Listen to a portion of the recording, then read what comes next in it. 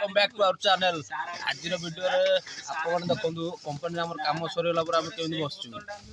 कौ कंपनी कम कर देखी दिखाँ डिस्ट्रीब्यूटरटा ये आम कंपनी स्टाफ पिला मैंने आम ये बसचु इंग्लिश भाई टे पानी टे देल पीदे ब्लॉगटा स्टार्ट करवा। गाइस पानी पी लो ना यार हम मुझे चला को चिपी के ठीक को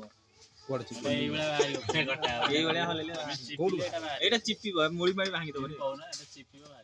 अरे एटा बंद करो एटा चिपी हां क्या करे मिसा डाउन चिपी वाला अंत पेड़ कोन ताको एमिति चिपा है कि बाहर कराओ। तो गाइस पानी पी लो गप गप गप गप गप गप ए ना भाई कौन इस मोबाइल